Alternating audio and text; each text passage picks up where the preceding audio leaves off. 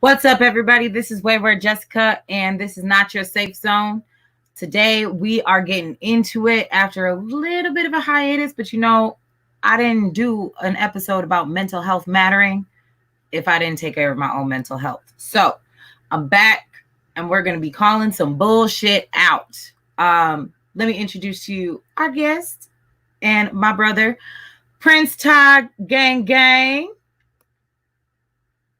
How are you, my beautiful? Hi, baby. How you doing today? I'm doing well. I'm blessed and highly favored, and I'm here. Yes. So why don't you go ahead and introduce yourself to everybody that's watching. Okay. Tell us your name, what you do, and let's see, give me your top 3 greatest movies of all time. Okay. Hey y'all, I'm PrinceTyGangGang. I am or had a very significant following on TikTok before I was permanently banned from the app. And maybe we'll get into those details later. But I have started getting into social activism.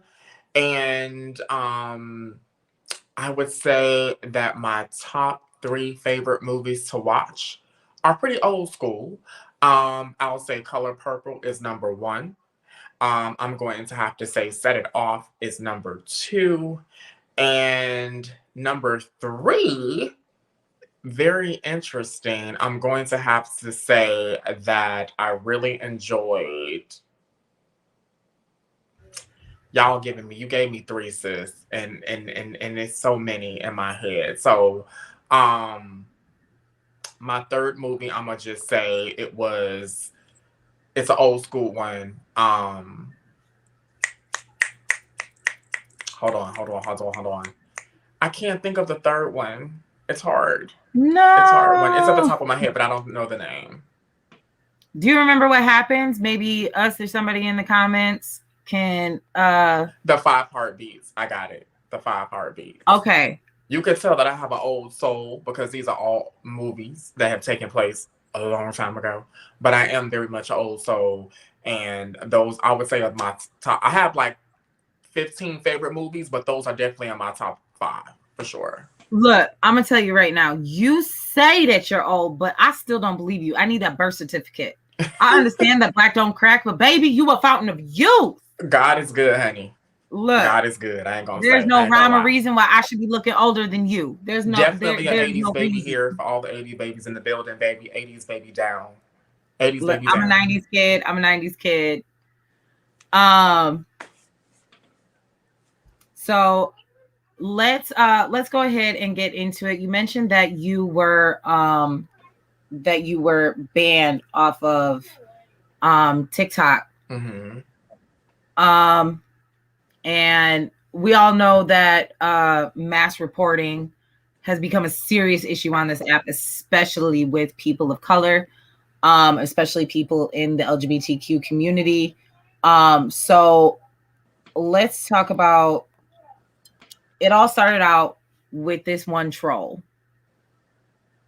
Mm-hmm. And she was spreading some really homophobic rhetoric, Mm-hmm. while pretending to be an ally to the community. So do you Mm-hmm. want to talk about that just a little bit and tell us,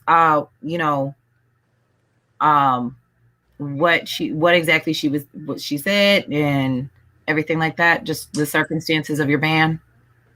Yes. So, there was a video that was circulating over the past couple of days, and where a black woman um, did a video essentially giving a 2 minute and 45 minute disclaimer, and essentially talking about the backlash that Dave Chappelle had been receiving, speaking upon, you know, the LGBTQ plus community wanting to get him canceled, basically saying that she loves the LGBTQ plus community, and that she's not one to judge, and all of these different saying all of these different things. And it went from her saying that she loves them as long as they do it within certain boundaries, right? And then she went on to basically say, where is the outrage in the LGBTQ plus community in regards to a PrEP commercial, right? And if anyone is not familiar with PrEP is um, it's a pill that you can take in the prevention of HIV, right? And her whole in her video, she mentioned that why aren't the black LGBTQ plus community outraged because all she saw were black men in the video. Okay. And um, you know, when you say things on social media, you have to realize that when you say things that are inaccurate, or you say things that are offensive to communities of people, you have to know that there are going to be some backlash. Everybody's not going to agree with your opinion, and in my opinion, I just believe that we have to be careful as far as the information that we put out there, because you could literally be miseducating entire communities, right? And we know what happens with misinformation. Just think about what happened during the Trump presidency, right? Think about why we have so many people who are still not getting the vaccine because they don't believe to this day that coronavirus still exists, even though that we're in the middle of a pandemic, right? So when you have a platform, I think you should be able to, of course, express your ideas, your opinions. Not everyone is going to agree. But I also believe that it's your responsibility to further educate yourself on the topic that you're speaking of. Okay. And this has happened on numerous occasions where I've come across people saying things about Black women, saying things about the LGBTQ plus community. Um, and I have made videos in defense of my people, right? The thing that I don't like about TikTok, and why I think TikTok is a very toxic app, is that um, I believe that community guidelines violations are no different than Jim Crow laws. And I say that because Black creators are hit with community guidelines violations a lot more than other demographics. Okay. There is an easy way for you to quickly get banned on TikTok. One of those is one, being a Black creator with a strong opinion. Okay. They don't like that. Right. So let's just say, how did I ended up with so many community guideline violations? Mainly from people coming into my comment section, being disrespectful, saying negative things, nasty things, disgusting things, hurtful things, and me responding. Okay. And I'm a professional dragger. I will drag your ass from top to bottom. When you say some crazy shit to me and you have your pictures and videos posted, I'm gonna do a response video, and I'm gonna go after your ass. You're not about to call me any old kind of names and derogatory names and think I'm just supposed to sit up there and take it. Yeah, I ain't gonna lie, we all have weaknesses. But you got me all the way fucked up when you think you're gonna say some ignorant shit and I'm not gonna respond to it. Meanwhile, you looking like a goddamn crossbow. Absolutely fucking not. I'm not that bitch, and I Yeah, never we're will. matching energies over here. We're matching energies over here. You come with Absolutely. disrespect, you're Right. gonna get So the disrespect. thing is you say some stupid ass shit to me in my comment section on my video when you simply could have kept it scrolling. But then when I respond and I drag your ass and your feelings is hurt, then you want to report my video. See, it's a lot of people on TikTok that can't take the heat in the kitchen. You starting shit, but you can't finish it, right? You don't know how to go toe to toe with someone. It's like, oh, well, I can say something to him. And see, that is the inherent problem with TikTok. TikTok still has not gotten a handle on how to manage trolls on their platform, right? In the midst of that, Black creators are leaving the platform in droves because they are tired of being hit with so many community guidelines, right? And we have to be clear, and this is something that I've learned, and we have to be clear about it. TikTok only want Black people to entertain on that platform. They do not want us to have a voice. Watch the articles, read the latest articles that came out over the past 6 months. Think about what Ziggy had to go through when he typed in Black, and Right. I think remember about how that. they censored that think about how they censored that content, right? TikTok is, in my opinion, it's a racist app because there are people that are being banned off of that app, even people that are allies to the Black community. Anyone that that has a voice in support of Black Lives Matter, or speak up on behalf of the Black community and defend and support the Black community, they end up getting the same type of they go through the same things that the Black creators do, right? And so one person can report your video. Now, I will tell you, I could have went in on her, but I didn't go in on her. I just copied her video and mimicked how she sounds. And TikTok said that was bullying and harassment because she reported the video, Well, right? then Or why one are of the her other minions videos still up? reported the video, right? How is it bullying and harassment when you're not bullying and harassing anybody? If I do a video and I'm just recreating how she talked in her video, that's not bullying and harassment. Bullying and harassment is me calling her out of her name. Bullying harassment is me calling her, saying that you are a lesbian. You look like a lesbian. The same community that you're talking about, bitch, you look like one. You know what I'm saying? Amongst other things that I could have said, right? That's Right. bullying and harassment. And I think that people need to understand that TikTok does not, the way that they categorize their community guidelines violations are in detriment of Black creators. I saved that video, and I'm going to keep that video so that people can see how videos are miscategorized on that fucked up ass app. So that is how I ended up getting banned off of TikTok. And to be honest with you, do I want my account back? Honestly, I don't really want my account back because even though I'm pissed off that it has taken me over a year to get to the level of the amount of followers that I had, right?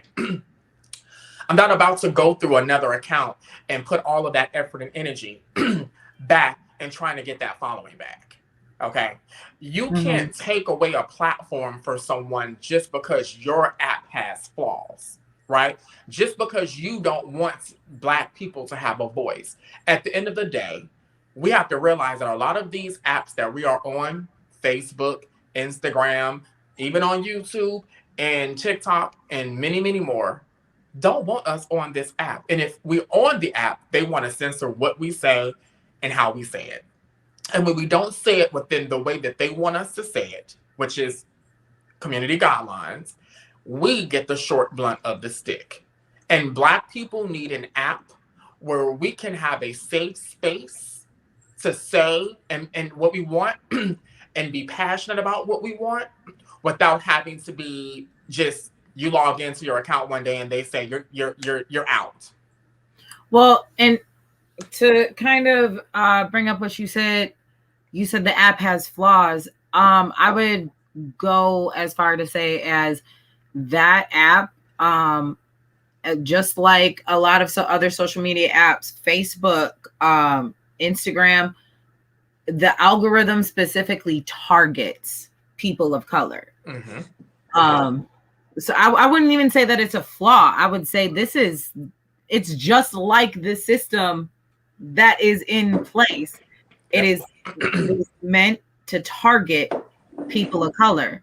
Yep. And they're targeting people who have large audiences. They know that you've worked hard, so you've had to put out a lot of content in order for you to hit such a large following. And right when you get to a large following, they want to just take your platform away from you. You don't have to tell me twice that you don't want me on your fucking app. I don't want to be nowhere that I'm not wanted. Okay. And to be honest with you, let's be clear. TikTok ain't been fun. TikTok was fun during the pandemic, but TikTok has turned into a very toxic app. And maybe that is the case where it should only be used by teenagers or children.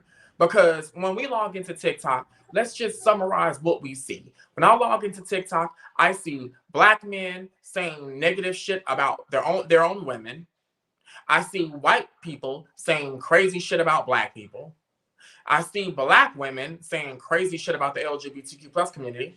I see Black men saying crazy shit about the LGBTQ plus community. I see Asian people saying crazy shit about the LGBTQ plus community and Black people. I see when you log onto the app, all you see are videos of people downing Black people on top of seeing your own people down their own people. So to be honest with you, I'm looking at my ban as a blessing in disguise, to be honest with you, because one thing that I don't like to do, I don't like to deal with toxicity. And I made my platform a safe space for Black women because I honestly did not see any men step up and protect Black women. But it's unfortunate that the very women that I am trying to protect on that app turn around and are misguided and unknowledgeable in the LGBTQ plus community and say something so ignorant and crazy about the community, right? And let's talk about that. Let's talk about the homophobia in the Black community and how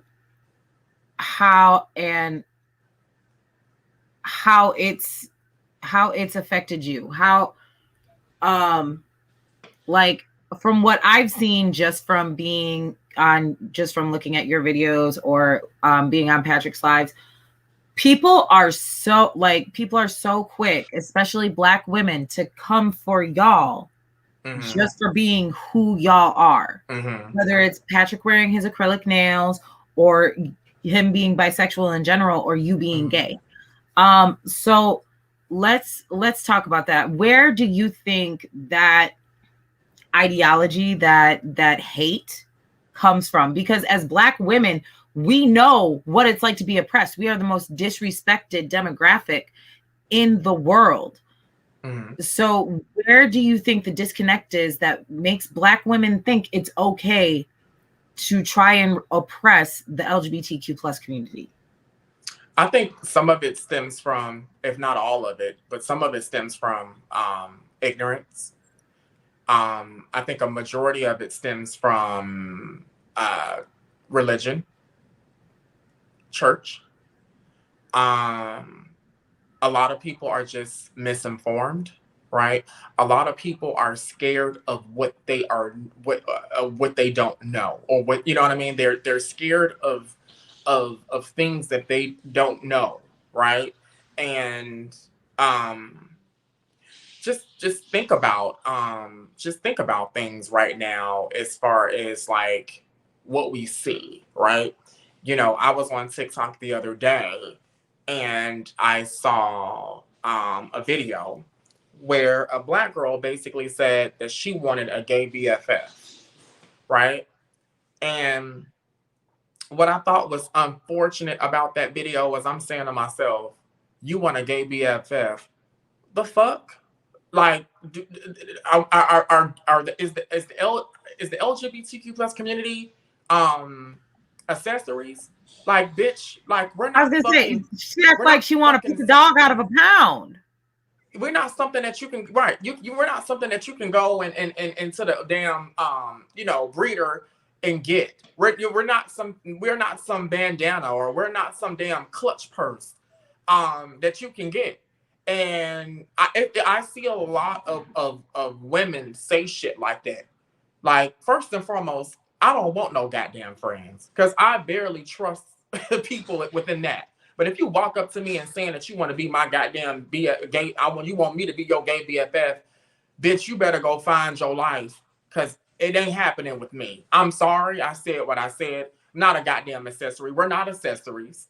And stop treating stop treating the gays that way. We're not fucking accessories. If I want a friendship, I want organic friendships. I want friendships where people are going to love me for who I am and not for the experience that I give them. Oh, you lit, you be turned up, you be doing such and such. I'm so much more than just being a turn up person. Like, there's so many more qualities about me than just turning up. Here's my thing. If you want to turn up with me, you need to show up for me. Correct. Which means you need to sit there. You need to go ahead and be, and just like white people need to be anti-racist, you need to be actively anti-homophobic, transphobic, biphobic. You need to be out there doing the work, because don't sit there and want and just want, like, for instance, like, I get fetishized a lot because I'm bisexual. Like, don't sit there and just want my body and what you think you can get out of my body. You need to care about my life, my cause, my passion. Right. And I think to an extent, what I've noticed is that Black women tend to fetishize having a gay best friend, because they don't want a trans best friend. They don't want a bisexual best friend. They want a gay best friend, strictly. And they expect that this has to look a certain way. You need to be the stereotypical gay, the ones that they've tokenized in media throughout the years. And exactly, how can you like my vibe but not enough to have my back? How does that work? It doesn't, plain and simple. Yeah. And I think it's, for me, I think it's extremely fucking weird that people, like, we know what it's like to be fetishized. We know what it's like to be oppressed, to have to worry about waking up the next day. But y'all will literally look at a large chunk of the diaspora and be like, well, you're gay, so how does that work? How are you okay with our oppression when we are Black as well? Correct. I agree. A lot of times you don't honestly see it right away, right? They don't, this is just my experiences with some Black women that I have befriended in my life. A lot of times it comes out, you see it when issues arise, right? Sometimes you see it in conversations. For example, I had one friend that I wanted to open up we were talking about opening up like a hookah bar, right? And when we were talking about opening up that hookah bar, she made a comment and said, I don't want a extremely feminine gay guy working at my hookah lounge. Now you're saying that shit to someone who is gay. And I said, explain your reasonings behind that. Well, there's going to be a lot of straight men there. And, and I just don't want some gay guy prancing around, making other people uncomfortable.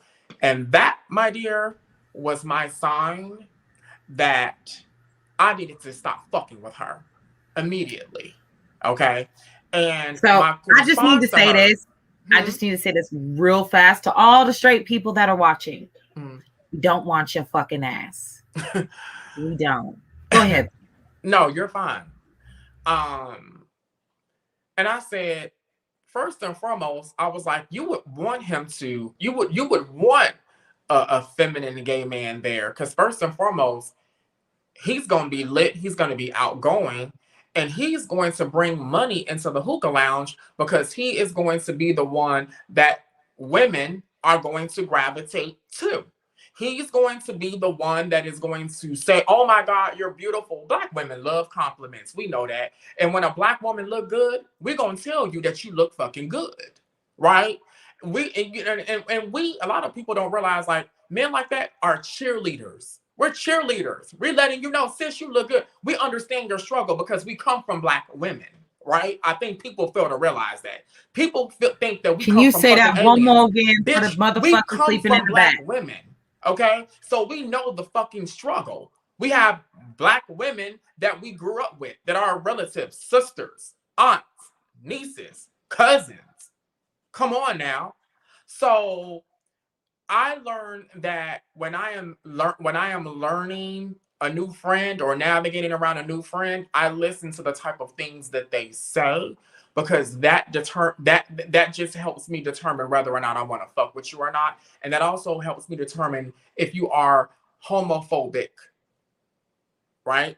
Because a lot of times your actions may not show that you're homophobic, but your words and the things that you say and the context that you provide will let me know that you have either you're homophobic or that you have homophobic tendencies. Okay. And one thing that you will know, you don't have to be sitting there screaming the F slur, correct, or wearing a hood over your head to be homophobic. Correct.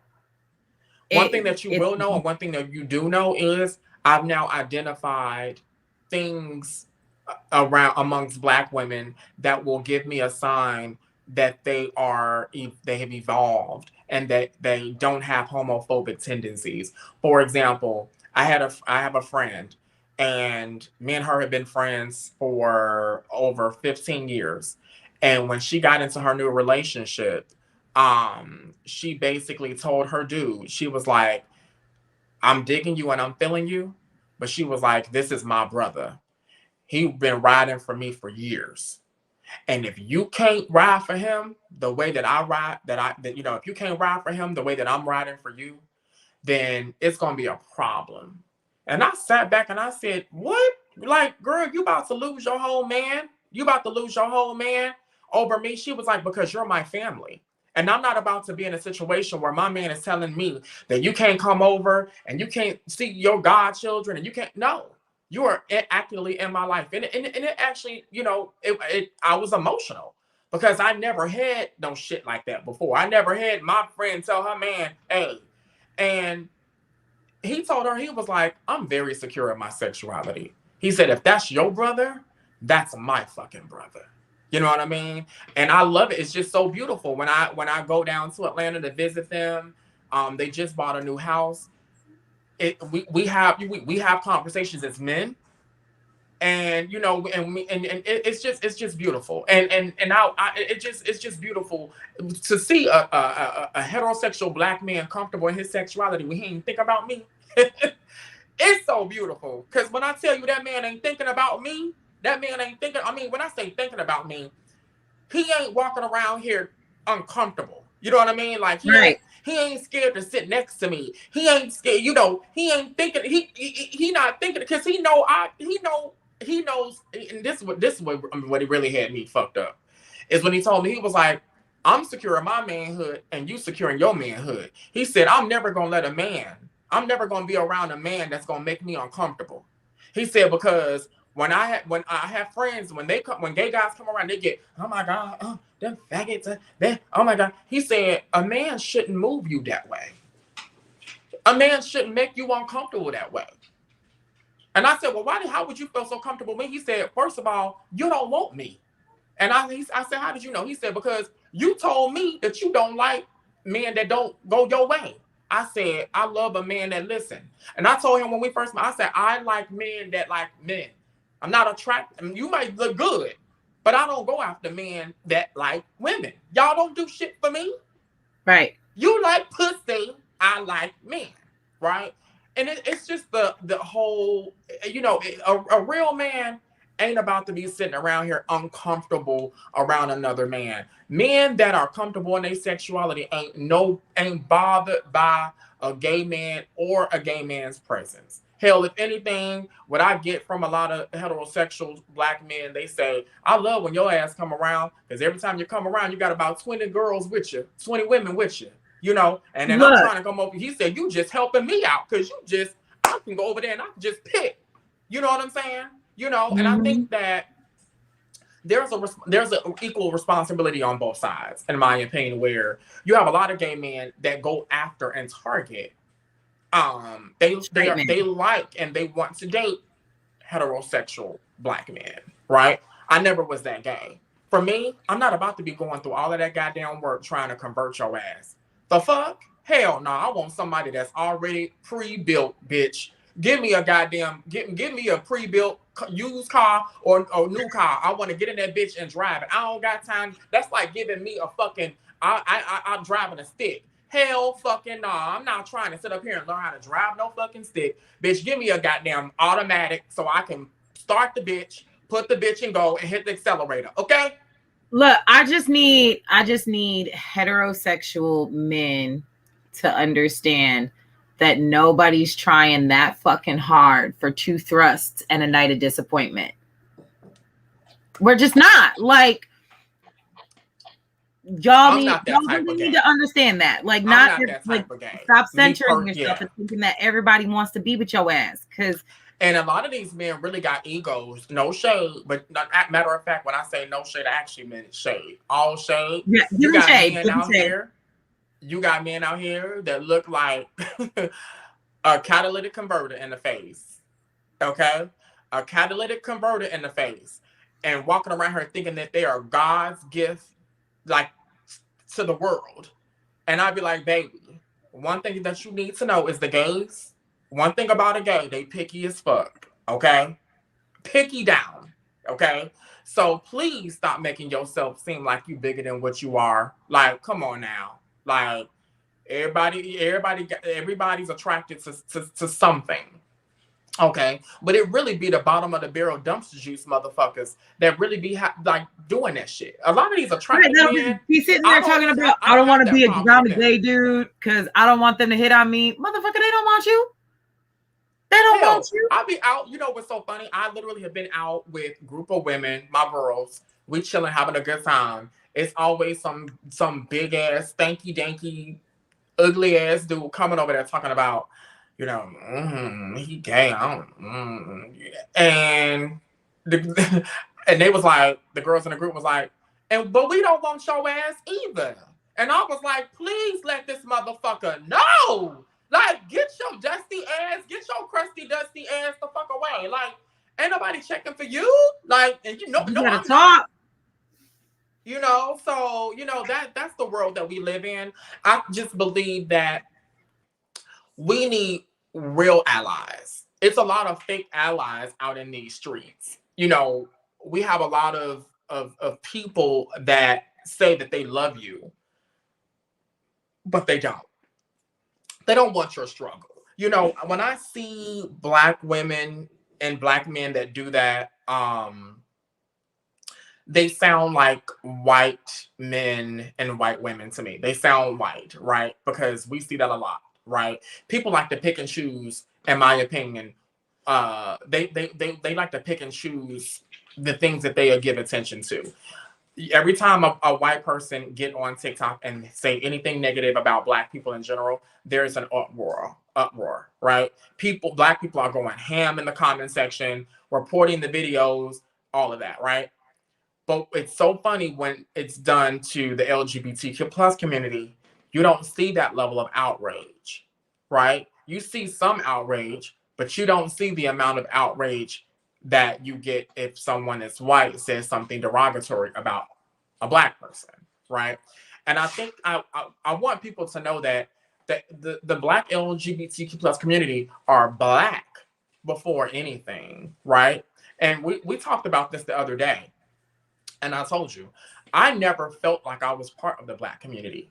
I still don't feel like I'm part of the black community because I was in church and I remember being about 6, 7, 8 years old, and I remember the pastor was preaching a sermon saying God is love, and on the same token he said God is love, and then there was a lady that went to our church who had a gay son, and he was probably about 17, 18 years old at the time, and he was very feminine.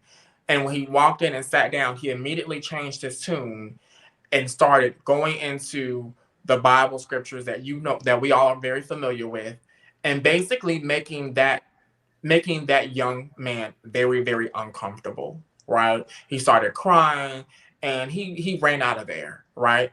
And I have seen that way too many times. And I believe that black people are very, very judgmental. Very, very judgmental. You can't say that God loves you. You can't say that God is love. But and if God is love, then you are supposed to be a remnant of that, right? And while you're living, right? So why are you being judgmental? Because we know that God is not a judgmental God. I wouldn't even say judgmental. I would say hypocritical, because y'all don't have shit to say about your pastor fucking everybody in the congregation. Correct. Y'all don't say shit about your pastor going ahead and trying to guilt y'all into going broke by giving your tithes every Sunday, so that way he can be riding in a brand new car. Correct. So it's hypocritical to say that you walk with the Lord or anything like that when you will turn a blind eye to any injustice that even happens within your own congregation, that happens within your own church. And I think that we need to break down this ideology of white Christianity, because that's where it comes from. Because understand, people, homosexuality was not a sin until the Bible was ratified in 1946. And before we got here in America, before we were stolen from our land and forced to assimilate to whiteness, and as much as y'all don't fucking like it, that's what happened. We in Africa were fluid with our gender and sexuality. And we really need to understand that back in the homeland, homosexuality was not a problem.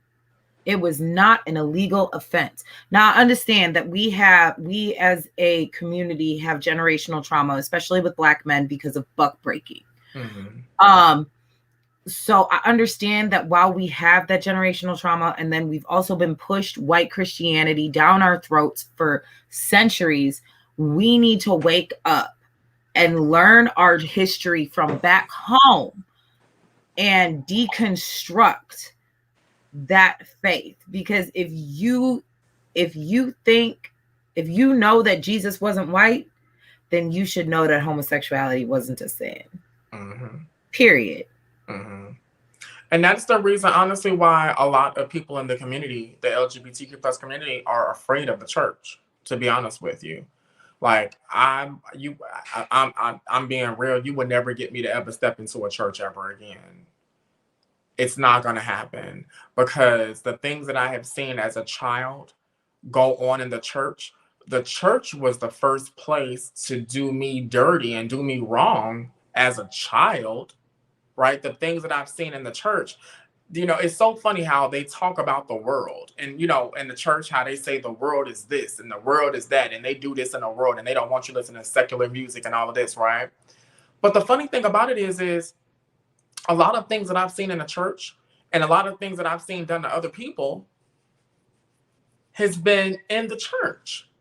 I've seen a lot of confusion, chaos, toxicity, people being hypocrites, judgmental, all of that they speak so much about, they preach so much about the world and what the world does. They do the same things in the church. So for me, I believe that the church is a business. I don't believe that the church is a place that you go and worship. The church is a place that you go and get judged. The church is a place that you go and get ostracized. And the church is a place that you also go to get money. And you are literally paying your dues in the management of that church. The church to me is a business. And that is why I won't step foot into a church ever. And I don't give a damn who you is and what you and it'll never happen. And people, when I say that, sometimes I get responses like, "You shouldn't let get the fuck out of here." Like, ain't nobody stupid. You gonna keep going back to a man that beat your ass and had you in a damn hospital? Maybe, but I'm one of those type of people, one and done.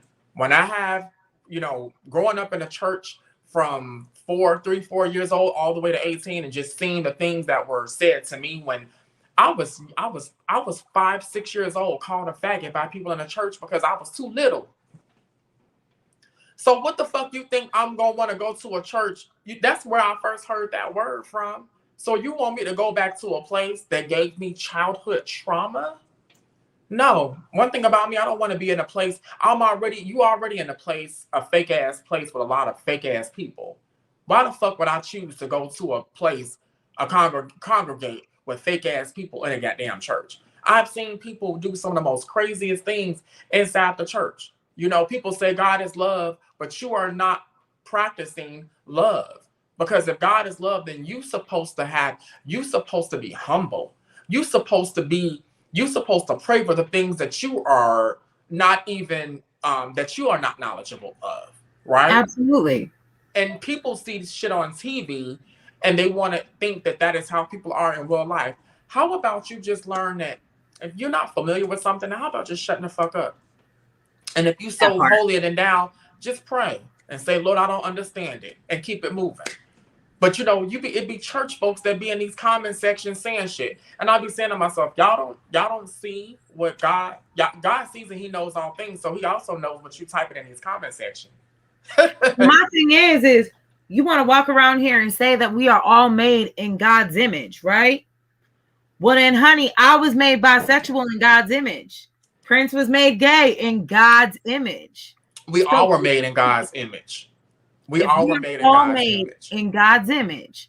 Then we were made the way that we are, loving who we love in God's image. Correct. And when you do that, you are basically dehumanizing or debasing something that God created in his will. God created us. So when you do all of that judgment, when you're being judgmental and hypocritical and telling people that they're going to die and they're going to go to hell and they're going to do all of this other shit, you think that God is sitting there in the backdrop like... Absolutely not. And if that's what you think, then honey, I'm going to need you to actually read your Bible and not just listen to the stupid shit your pastor be telling you. And I also need people to really understand too is that it's really hard to hurt, like, in my opinion, I can't speak for the whole entire LGBTQ plus community. I'm only speaking for me here. You can't hurt somebody's feelings because everything that has been said. We have been called every fucking derogatory name other than goddamn book. People really be sitting around here thinking that the words that they say affect you. That shit don't affect me at all. I laugh at the shit because I have dealt with that trauma, right? You know So who that it does shit doesn't affect? bother me. You know who it does affect, though?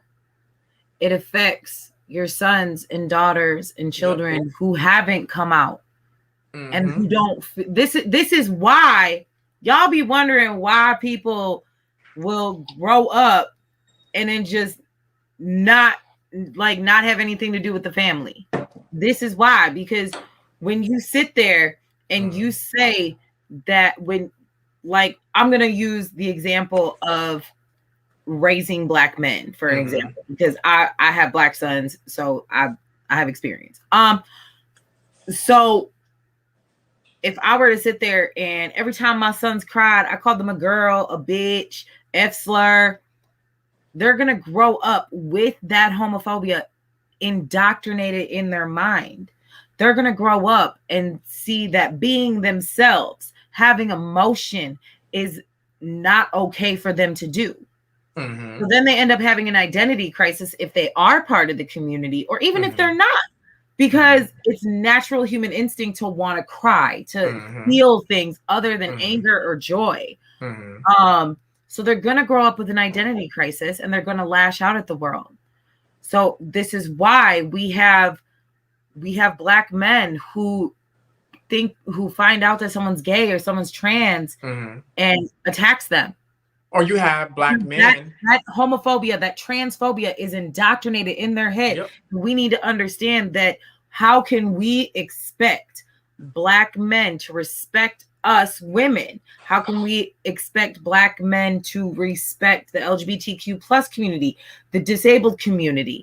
How can we expect them to respect us if we are not teaching them respect? Correct. If we are not teaching them to have accountability?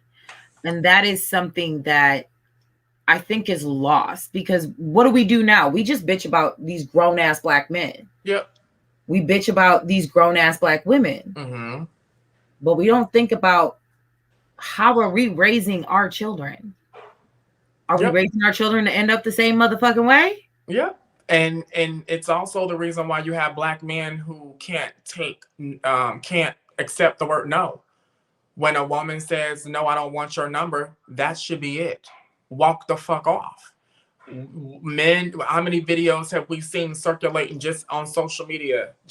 And we see every day a Black man is trying to talk to a woman and just simply can't take no for an answer. How many women are being raped just because they say no? Like, the type of men that are being brought up, that are existing now, people don't realize that toxic masculinity is killing our community. It's killing our communities. We bitch about everything, but we don't take accountability for what we can't do or can do. Absolutely. Correct. I completely agree with that statement. We have to take accountability. It's so funny that you say that, because I have an associate that I know of, and I went over her house briefly to pick up something. And her son, he's about 11 years old, maybe 12 years old, and he was standing there leaning on like the wall.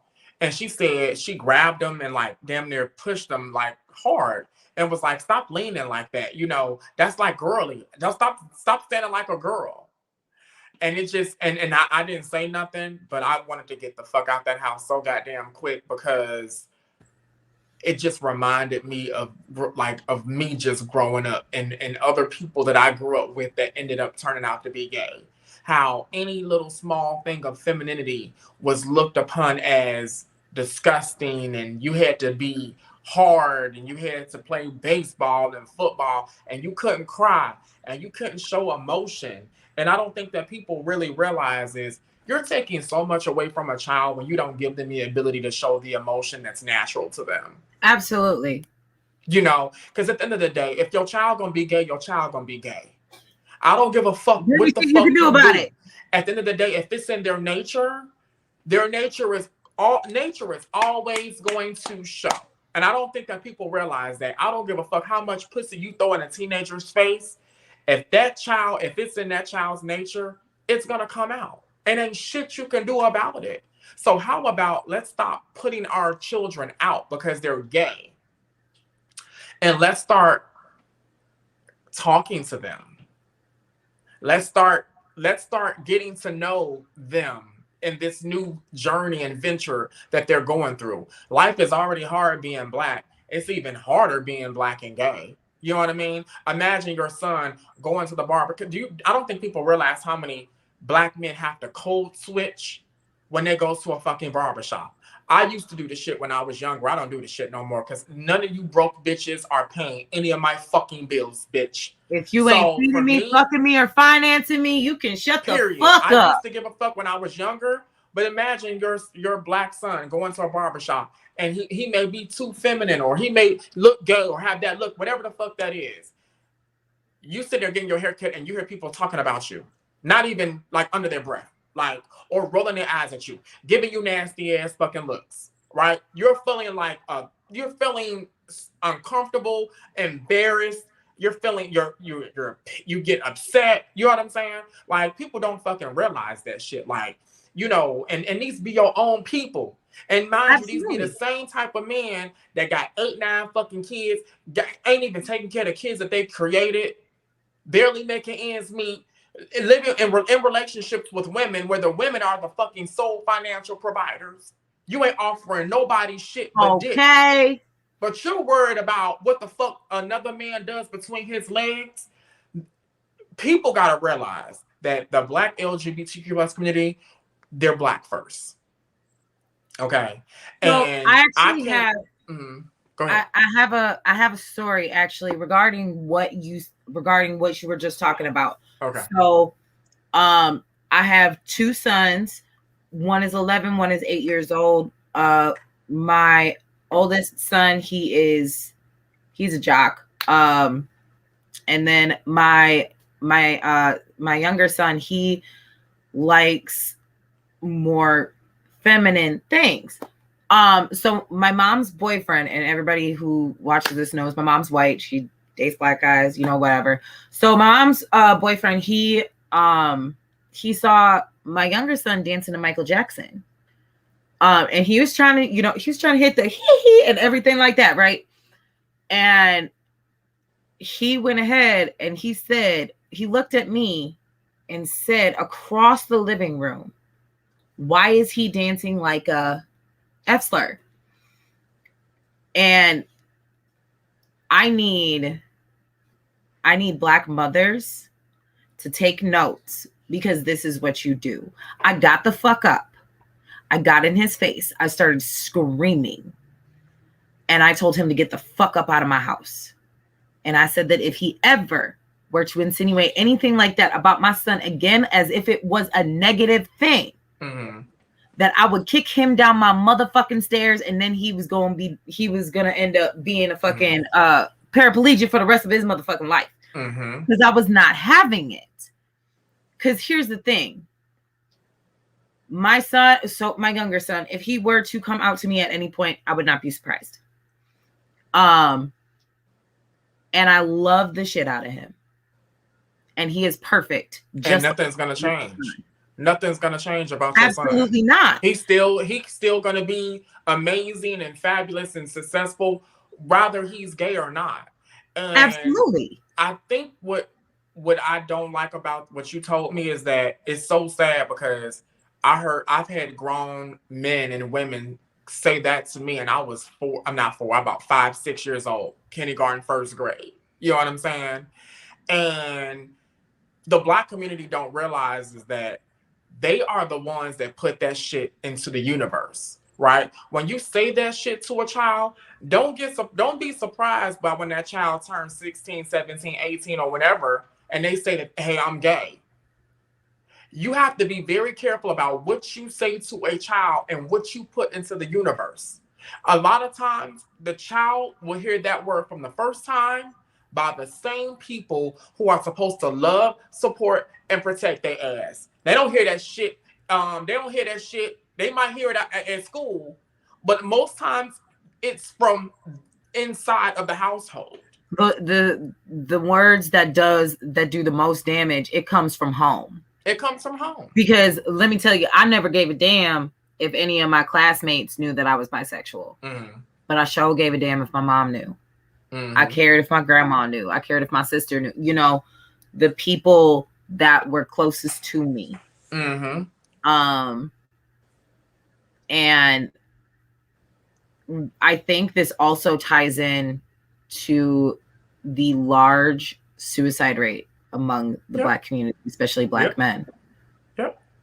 If y'all aren't allowed to feel your emotions, if y'all aren't allowed to be who you are, then I mean, and we already know that mental health, proper mental health care is not readily available, is not easily accessible to the Black community. So we can't sit there and cry over their caskets when we're hindering them and silencing them and suffocating them while they're alive. I completely agree. Understand that. It's exhausting because, like I said, I never felt part of the Black community. I never felt part of the Black community. I still don't feel like I'm part of the Black community. I feel like I'm part of the Black community when the Black community wants me to be part of it, right? I feel like I'm invited to the cookout only when the Black community wants to invite me to the cookout, right?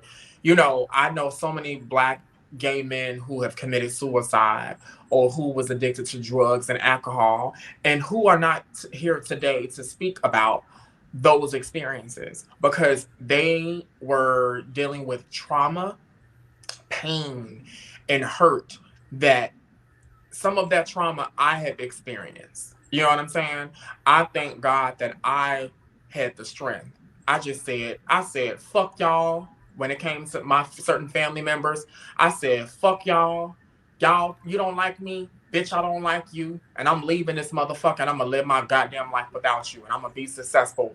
And I left the state and I went to college, graduated, got 2 degrees, and I'm able to I'm successful. And it's sad that I have family members that, you know, when I meet people, they be like, oh my God, you are so dope. Like, you mean to tell me, like, you know, you have your mother or your, you know, certain family members don't, like, fuck with you? Like, no, you know, and that is, I've learned that is not my problem. That's theirs. You know, if my sexuality is so much of a problem for you, that's your issue, not mine. And so a lot of us build our own families and we build our own communities and we build our own networks and our own support system, right? Systems. And and so, you know, you may not have your real family, but we have our own circles. We have our own families that we built. And I thank God for that. If your own family don't fuck with you, you build your own support system. And that's exactly what a lot of us do. And that is exactly who keep us going. You know, who's part of that circle? Black women. There are Black women that are part of that circle. There are heterosexual Black men that are part of that circle. I have a network of different people that are complete opposite of me and that are part of the community that I literally have at my disposal and say, you know what, I want to talk about this. You know, or I need you, or I need a shoulder to cry on. And I think that is beautiful. You know, somebody said sometimes they are better than the blood ones anyways. Absolutely. That is true. That is true. Absolutely. They are in most instances. Absolutely. I have noticed that for me, the family that I chose, while it may be small, and I come from a very big family, the family that I chose may be small, but in the short amount of time that I have known them, they have supported me more than some of my blood relatives ever have. And I would straight up take a bullet for them with no questions asked. I would march for them. I would fight for them. No questions asked. I would do other things that YouTube would probably flag me for with no questions asked. You know what I'm saying? I would probably wear orange. And you mentioned earlier that I kind of wanted to get in, that I kind of wanted to pick your brain a little bit. You mentioned that you left your state. So you were located in the Midwest and now you're on the East Coast, correct? how was there a difference in how you were received by the Black community due to geographical location? Because we do know that sometimes geographical location does make a difference. Mm-hmm. Has that made a difference for you in your experience? When I left the Midwest, I went immediately to Atlanta, because at the time that was like the Black gay mecca. And I wouldn't necessarily say that, I mean, it was the Black gay mecca, but I mean, you still dealt with homophobia, you know, you still dealt you gotta still, you gotta realize, like, you coming from the Midwest and you going to the South, which, you just gotta, it's like, you still have that Southern thinking, that Southern mindset. So I wouldn't necessarily say that I felt accepted by the Black community, because of course I came across a lot of just homophobic ass Black people, right? So I stayed around more or less around the community that I came down there to be with, and that was the LGBTQ plus community, you know, because that was a community that I felt like was more. It was like, it's bullshit in any community, you know what I mean? Because Right. in our community we're competitive as fuck, you know what I'm saying? Like, but I felt I felt connected because I'm with my own people that go through the same struggle that I go through. Mhm. And then I moved to the East Coast and I see some of the same ignorance. The same ignorance from Black people. So honestly, I don't think that it's different based on where you live. I think the only place that I feel like I felt comfortable with maybe was, in my opinion, was Los Angeles. Okay. I just didn't see a lot of that in LA. I just felt like people in LA were just cool and laid back and was like, look, welcome to La La Land.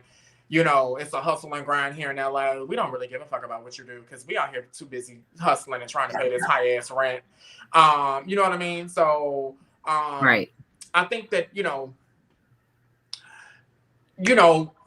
I don't look for acceptance anymore. I used to when I was younger, but I don't look for acceptance because I accept my damn self. When I decided to come out the motherfucking closet, I realized that I don't need nobody to accept me. Bitch, I accept myself first and foremost, and I love myself. That And when you part. love yourself, you don't need validation and acceptance for nobody. Even when motherfuckers that don't know you from a can of paint talking about you in generic terms or about the homophobic, the LGBTQ plus community, a lot of times people speak so much about shit that they don't know. Half of these motherfuckers ain't having conversations with their gay brothers, their gay sisters. They don't have a relationship with their asses. So they just make assumptions, or they have a token gay person that they hang around with, and they make generalizations based on that one token. No, like, get to know the community as a whole and stop fucking picking and choosing who the fuck you like. You know what I'm saying? Like, Exactly. there are men that are in government, gay men that are in government fighting than a motherfucker. Good job, good career. Same for Black women. And it's like we are a multitude. We're in corporate America. Some of us are in entertainment. We're human just like everybody else. And I hate the fact that some people feel like we're like less than like we're subhuman. We want to be loved just like everybody else. Some of us want Absolutely. relationships. Some of us want long-term relationships. And don't nobody want to be fucking until they goddamn can't fuck no more. You know what I'm saying? Some of us want true love. Some of us don't want true love. Some of us just want to be a freak the rest of their fucking life. We ain't no fucking different. Some of us want to get married. Some of us don't want to get married. We ain't no goddamn different. And I feel like the people who judge us the most are the people that are all over the place and don't have their shit together.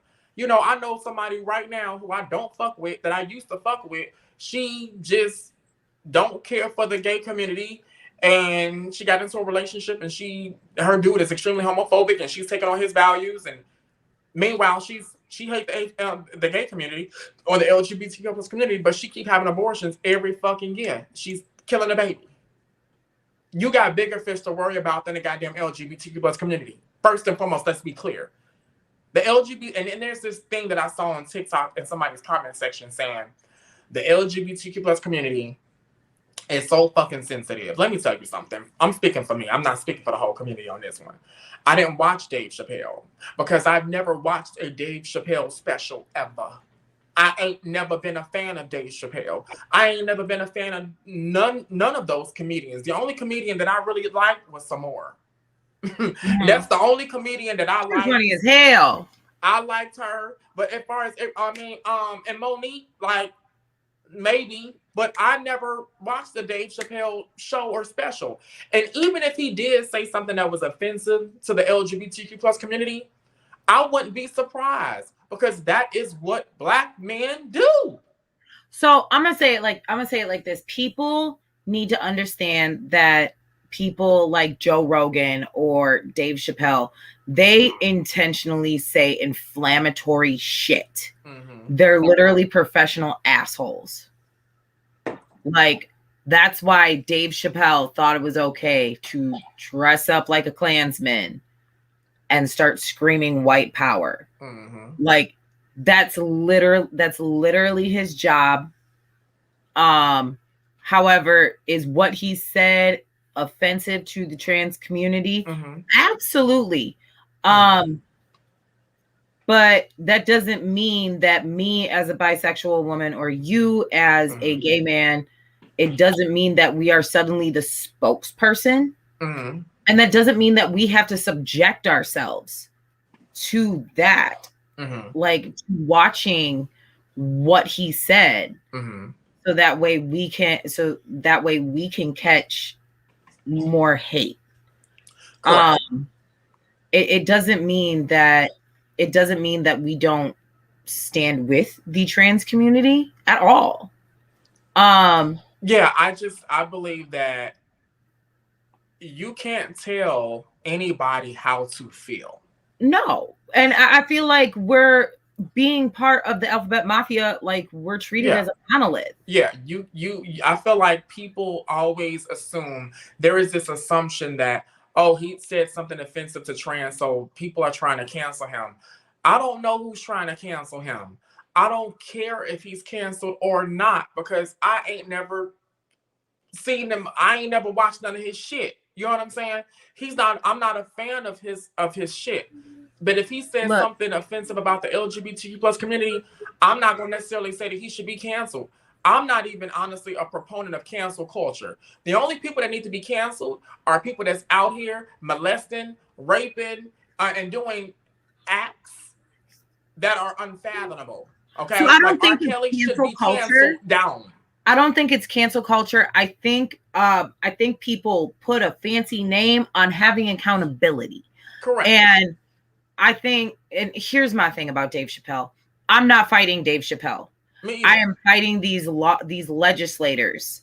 Correct. That make laws, that are trying to enact laws to hurt the LGBTQ plus community. Mm-hmm. Fuck Dave Chappelle, because let's face it, he's gonna make money regardless. That publicity still brings in dollars. I'm not fighting him. Who I am fighting, honestly, I don't care. Is these motherfuckers on Capitol Hill? Are these motherfuckers in my school district? These motherfuckers in my state? That's who I am fighting. Mm-hmm. So no, I'm not going to sit there and waste 2 hours out of my time to watch a special with a dude that I don't even give a fuck about. Correct.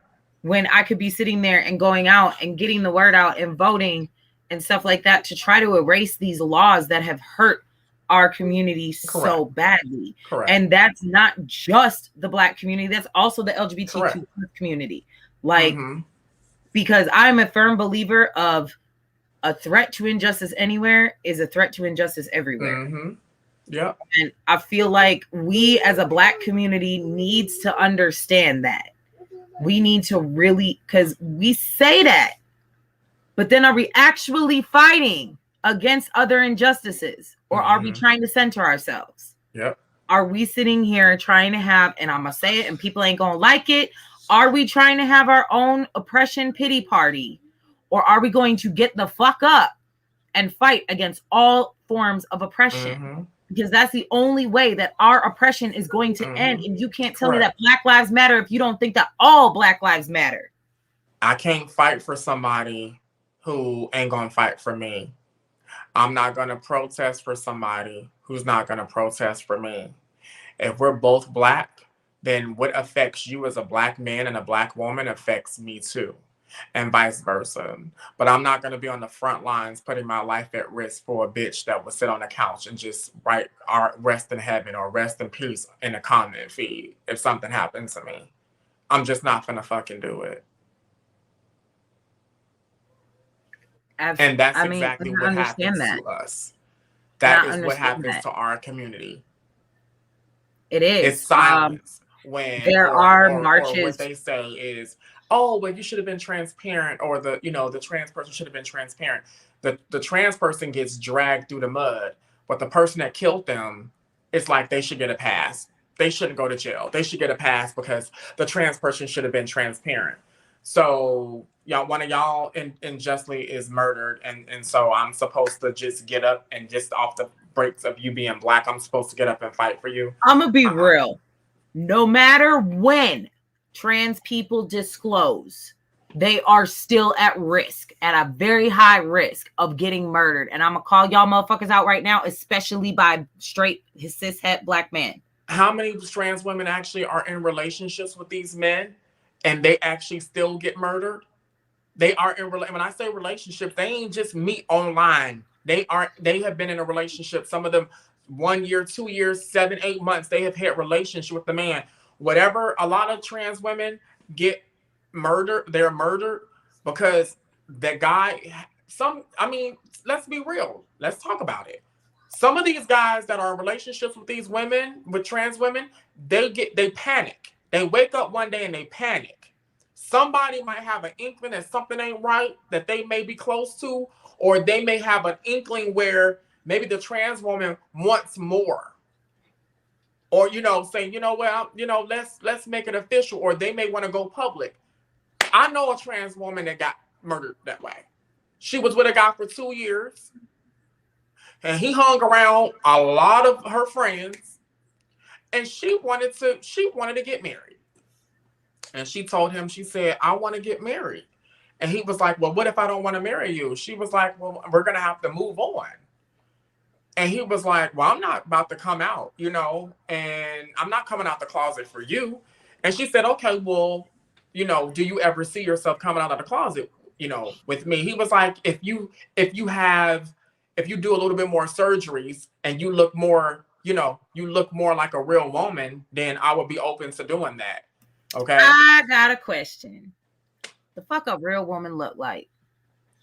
Because there are cis women that have masculine features. There are cis women who grow body hair, who grow beards, who have a square jaw, who, have a deeper voice, who have a flat chest, who, we all look different. So to sit there and say, if you were to look more like a real woman, I'm going to need all of you bigots to let me the fuck know what qualifies as a real woman. I really just want to know. Because is it our reproductive organs? Because there's plenty of cis women that can't reproduce. It's a lot. And so she basically told him that, she was going to do that on her own time, but she wasn't going to do that just because she was in a relationship with him. Okay.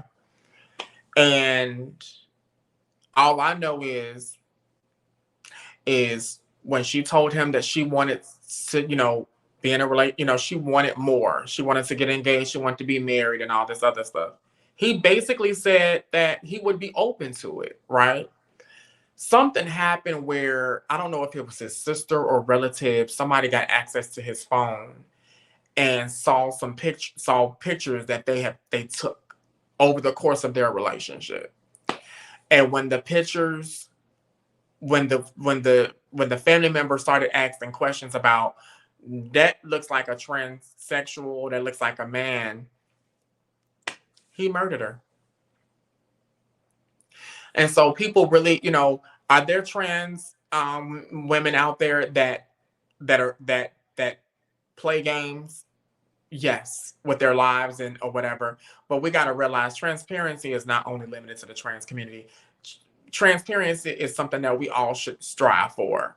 Transparency is something that um transparency is something that, you know, everybody should everybody should be responsible for in their lives. It ain't no different from I lost my train of thought for a second. It's no different from, you know, you have an STD and you want to sleep with your partner. You should be transparent and let your partner know, hey, I have an STD. You know what I mean? It ain't no different from a married man that you know, sleeps with a side chick. And, you know, should he be transparent and let that woman know that he's married? Well, yeah, that's, you know, that's being transparent. So we can't, we have to expect that across the board. But I want to just get rid of the myth that when trans women die, it's because the man didn't know that they were a woman. A lot of these men know exactly who the fuck they are and what they were getting into. And let's also put it out there that there are men that love trans women. The trans women that I knew had no fucking problem finding a man. These were men. There are men that specifically go after trans women and are attracted and love trans women. Let's be clear. And for those men that do, there's nothing wrong with those men loving those women. There's nothing Absolutely. wrong But with can those we men. also let's bring this up since you brought up there are plenty of men out there that love trans women, just like there are plenty of women out there that love trans men. We've heard over the better part of this year the pro-black discussion about whether or not you can be pro-black while dating outside your race. And I think this discussion really brings a light to the homophobia that is in our community. And this is why some of us don't or can't, in some cases, date within our own community. That doesn't mean that we don't love, like, for instance, it doesn't mean that I don't love black men and women. Black men and women may not love me. Right. So I end up with somebody outside of my race. That doesn't mean that it's impossible for me to be pro-black. Because at the end of the day, and when I wake up in the morning, I'm still black. And I think that's something that we also really need to understand. Because I've seen a lot of people get shit on for dating outside of race when we're not combating the isms in our own community. We're very hypocritical against our own people. Yep. And I think that's very important to bring up. We got to do better as a community. We got to do better as black people in general, and we have to stop the separation. To be honest with you, we're as separate as ever, and I feel like our ancestors are definitely rolling around in their graves if they saw the separation that we have as a community. We should not come together when someone is unjustly murdered by the police. You know what I mean? We should be supporting each other while we're alive, not while we're dead. You know what I mean? We have to get over the hump of focusing and worrying about what people are doing in their personal lives. We need to learn how to, like, love thy neighbor. That's what we need to learn how to do. Love thy neighbor. Like, love each other more, support each other more, and just stop giving a damn about what people do, because it's their life. Everybody gonna do something different. Everybody's gonna do something different. Everybody not gonna be the same. If God wanted everybody to be the same and do the same shit, then God would have made it that way, because He is God. He has the ability to do that, and He did not. He made everybody different in His own way. And I feel like when you treat your own people like that, you think you going to heaven. Because I'm gonna be honest with you, it's a lot of people that think that they're going to heaven and they ain't. They gonna get up. They gonna think that they hitting them pearly gates and they're gonna be gooped and gagged. They are not going, because God gonna sit up here and He gonna judge what the hell. He judging everything. What you say about people on social media, He judging you with how you treat your kids. And you know what really killed me? Because yeah, I'm glad you said flying tree coming. A lot of the people who talk so much shit about the LGBTQ plus community are the same ones that molested and raped them in the first place. You better say that. You think God ain't gonna see that? But you're supposed to be going to heaven. You talking about the LGBTQ plus community? You have molested and raped children that turned out gay. So what's your sexuality, my dear? That's what I want to know. What's your sexuality, my dear? You know, you people have to realize that you gotta pick a struggle. You gotta pick a struggle. You really do. And I'm just tired of seeing the judgment on social media. You know, I'm tired of seeing Black people have this God complex. It's just like, I'm tired of seeing this shit. You know, it's like you thinking you closer to God. You think you're closer to God, but you're homophobic? You think God is rooting you on? No, that's not it. That's not what's happening, boo. Absolutely. Yeah. And I think we need to have these difficult conversations in the home. Because I feel like all of these isms, these are indoctrinated anti-Blackness. Us being judgmental and separatists of each other and trying to judge who's Black enough, who's this, who's that, that is indoctrinated anti-Blackness. Because we are the first ones to sit there and say Black isn't a monolith, but your Black better look like mine. Absolutely not. That's not how it works. And we also need to stop centering ourselves. Yep. Like, for instance, me as a Black woman, if I say something about Black men and how they don't protect Black women, I mean, if it doesn't apply, let it fly. And that is another thing that we really need to start understanding as a community and having these hard conversations that are going to make us feel uncomfortable. They're going to, but they're supposed to. Yeah. Just like we expect non-Black people to have these anti-racist conversations in their homes, we need to start having these conversations in our homes because we are hurting our own community. And I think, I hope that anybody who ends up watching this one-on-one, I hope that it inspires that I'm so sorry about my kids. I hope it inspires them to have this conversation and to call it out, because at the end of the day, we're still Black people. Our lives still matter. We still have the same struggles that straight Black people do, that heteronormative Black people do.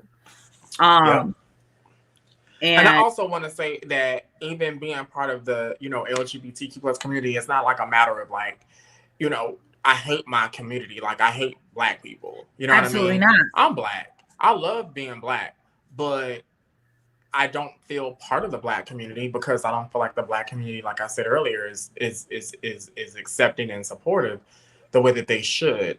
And a lot of times we also have to go outside of our communities, especially, I would say, when I came out the closet, there other communities accepted us, before our own communities did. You know what I mean? Like, I would literally go to school and, talk to my white professors and teachers and friends, and they would be very accepting. And I just kind of felt like, wow, it would have been nice to be able to get that same type of love and support from my own people. You get what I'm saying? Absolutely. And so, that's why, when you think about everything, you're like, damn, like my own people don't accept me, but other people from other communities do. Like, what's so fucked up about us that we can be accepted by other communities, but y'all treat us like shit and want to bully us and threaten us and tell us that we're going to hell and all this other stuff. So, I want to put that out there that we love, I'm still going to protect Black women. Even the ones that don't like me, I'm still going to protect them. The ones that don't support me, I'm still going to protect them. But if you come at me on some bullshit and you say some homophobic shit, then I'm just gonna exclude you. I'm just gonna exclude you from that. I'm gonna deal with it as a one-on-one, as a case-by-case basis. But I'm not gonna stop doing what I'm doing just for the sake of some bad apples or people who just don't want to have an open mind. I'm not here to debate people who don't have an open mind. I'm here to debate people who want to have an open mind and who want to learn and grow and evolve. And we have to grow and evolve in our thinking in order to get to where we need to go. And we have to motivate the generations that's behind us to carry the torch when we're not here anymore. So the work continues. Absolutely. And at the end of the day, like whether or not I have felt a part of the Black community, I know that I am still Black. So I'm going to march. I'm going to fight for my brothers and sisters, because that's just that. Like their oppression is going to be my oppression. Mm-hmm. And I think that the Black community needs to understand that we're here for y'all, but we need y'all to be there for us. Mm-hmm. And I think that's very important. But thank you so much for coming on. Yes. I think this one-on-one was amazing, and I hope it sparked inspiration for people to have these conversations at home. I'm going to do a mental health check-in on a scale from 1 to 10. How is your mental health? Because I know that these conversations can kind of get heavy. Child, I'm fabulous. I'm great. I would say my mental health is a 10. I'm good. I think because I've had these conversations so many times, I'm just comfortable just having them. So I'm great. I hope you are as well. What is something, since I've never had a 10 on here before, what is something that you do that helps keep your mental health at a 10? I'm gonna say self-affirmations. I talk to myself a lot. Like, I just tell myself that I am worthy. I tell myself that I am valuable. I am wanted. I am needed. I am loved. Self-affirmations. And honestly, just doing things that make me happy. You know what I mean? Like I've learned how to make me happy. I don't need somebody to make me happy. I've learned how to make myself happy. So doing things, it could just be going for a drive. It could just be listening to my favorite music and driving and going to an area like, that's full of nature and just going to the nature trail and just walking. I enjoy my alone time. I enjoy having that space where I can think and I can figure things out. So for me, that is why I give it a 10, because it feels good to be able to get shit out. Absolutely. For me, I'll throw on my singing playlist, because I got one of them.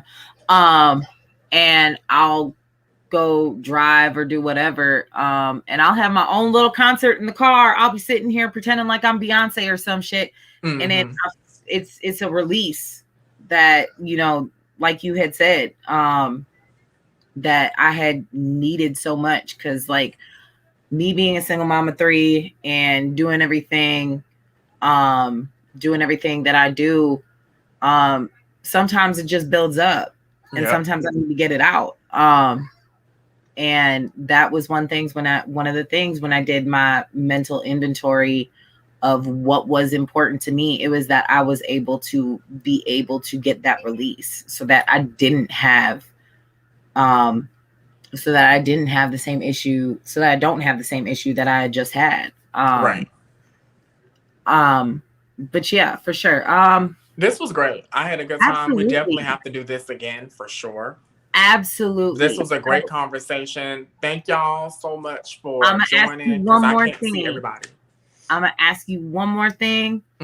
I do this on every podcast. I wanted to ask you, if you could see someone on this show about any topic at all, who would you want to see? But you have to be able to help make it happen. I would basically say that I already know I'm pulling from my mutuals. I honestly think that Javon would be. Javon been on here a couple times. He has a couple of times. Yes. Okay. Yes. I would probably say EB. I would say EB. She's been on here a couple times too. Oh shit. I'm gonna have to now go on to Denasia. Have you had Denasia? I have not had Denasia on yet. I think it would be dope to have her on here because it would be great to hear perspectives from a Black woman who is a true ally to the community. And I think that she would be able to educate on just her experiences being an ally and why we need why we need real allies, and just talking about her experiences being a Black woman, living in the South, married with children. I think you will be able to get so much perspective from her.